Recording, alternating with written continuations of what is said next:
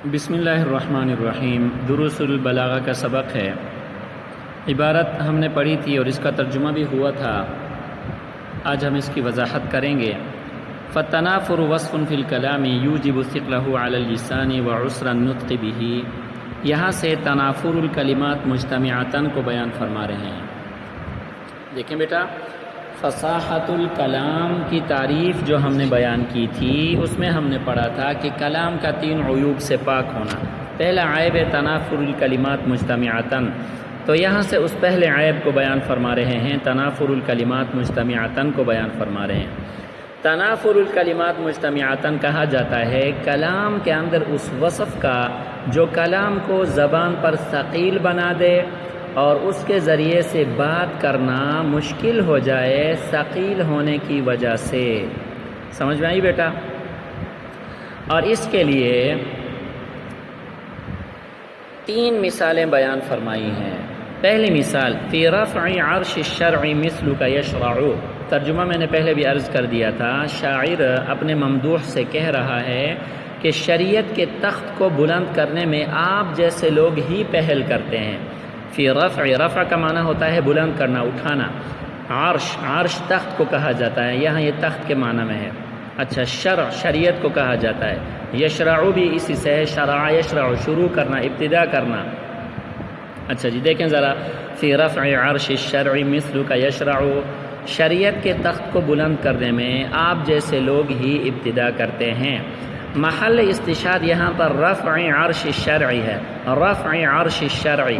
دیکھیں بیٹا، رفع یہ الگ اگر آپ اس کو دیکھیں تو یہ فصیح کلمہ ہے۔ رفع فصیح کلمہ ہے کہ نہیں ہے؟ بالکل فصیح ہے، کیونکہ اس کے اندر جو ہے نا بیٹا تنافر حروف بھی نہیں ہے، مخالفت قیاس بھی نہیں ہے، غرابت بھی نہیں ہے۔ آگے دیکھیں، دوسرا لفظ عرش ہے، عرش فصیح کلمہ ہے، اس کے اندر جو ہے نا بیٹا کوئی عیب نہیں ہے۔ آگے شرع فصیح کلمہ ہے، لیکن ہمارے سامنے ترکیب میں ایسے انداز میں واقع ہوئے ہیں کہ زبان سے ان کو ادا کرنا مشکل ہے، اس وجہ سے جو ہے نا بیٹا یہ کیا ہے؟ تنافر کلمات مجتمعتاً۔ میں نے آپ سے کہا تھا مجتمعتاً کا مطلب ہی یہی ہے کہ فصیح کلمات جو ہے نا وہ ایسے انداز میں اکٹھے ہوتے ہیں کہ ان کا اکٹھا ہونا زبان پر ثقیل ہوتا ہے، ورنہ الگ الگ وہ فصیح ہوتے ہیں، الگ الگ ان کے اندر تنافر نہیں ہوتا۔ اب دیکھیں بیٹا، اس کے اندر ثقل اس طرح ہے، فی رفع عرشی، رفع کے آخر میں جو ہے نا بیٹا وہ کیا ہے؟ عین ہے، اور عرشون کے شروع میں جو ہے نا بیٹا کیا ہے؟ عین ہے۔ دونوں حروف حلقی متحد المخرج حروف جو ہے نا وہ اکٹھے ہوئے ہیں۔ سمجھ میں آ گئی کہ نہیں آئی؟ ایک تو ثقل یہ ہے، اور دوسرا ثقل یہ ہے عرش اور شرع۔ دیکھیں، عرش کو اگر الٹا کریں تو پھر یہ شرع بنے گا، اس کے بھی حروف بالکل ایک ہیں۔ عرش میں جو حروف ہیں شرع میں بھی وہی حروف ہیں، صرف حروف کی ترتیب جو ہے نا بیٹا وہ کیا ہے؟ الٹی ہے۔ تو لہٰذا یہاں پر جو ہے نا حروف کا بھی تکرار ہے اور الفاظ کا بھی تکرار ہے۔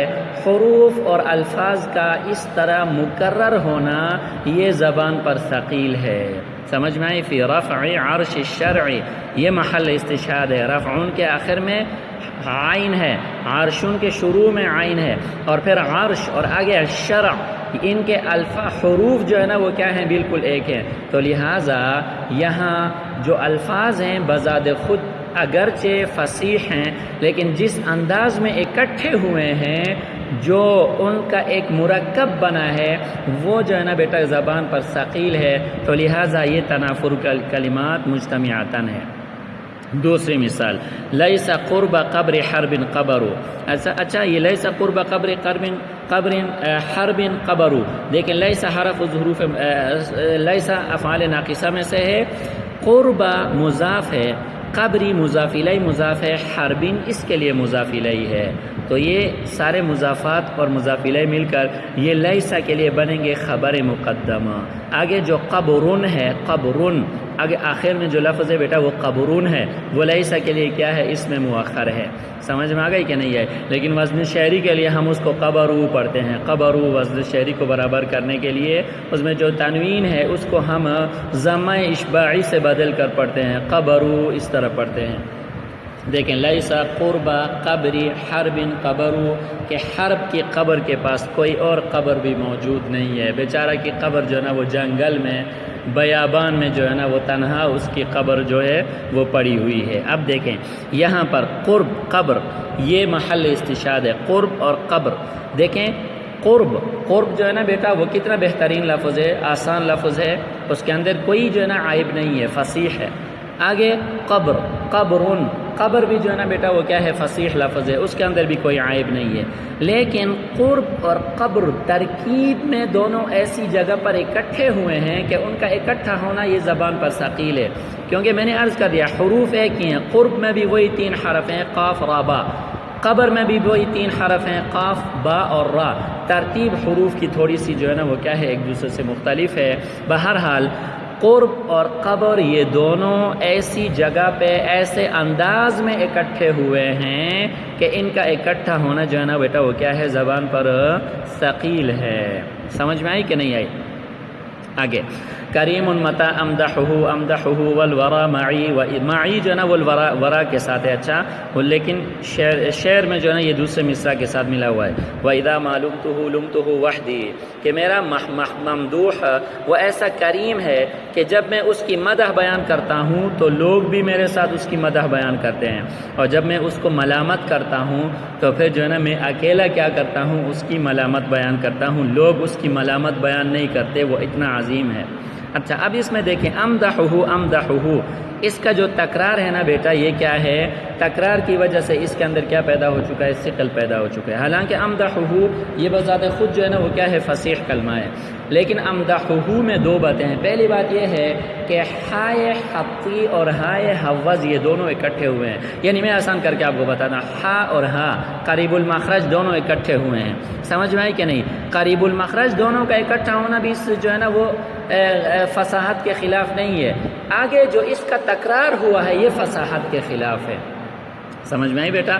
دیکھیں نا صرف جو ہے نا وہ صرف تکرار جو ہے نا بیٹا وہ کیا ہے، وہ فصاحت کے خلاف نہیں ہے، اس طرح تو قرآن میں بھی تکرار موجود ہے۔ سمجھ میں آ گئی کہ نہیں آئی؟ اوت الکتابہ کتاب اللہ، دیکھیں الکتابہ ہے اور آگے کتابہ ہے، تکرار ہے، لیکن وہاں پر کیا ہے پہلا معرف باللام ہے اور دوسرا کیا ہے بیٹا وہ نکیرہ ہے، اس انداز میں ہے۔ سمجھ میں آ گئی کہ نہیں آئی؟ لیکن وہ اب جو ہے نا ثقیل نہیں ہے، اگرچہ وہاں پر تکرار موجود ہے۔ اسی طرح وہاں پر بھی ہا اور ہا اکٹھے ہوئے ہیں، فسبح ہا اور ہا اکٹھے ہوئے ہیں، لیکن یہاں پر تکرار موجود نہیں ہے۔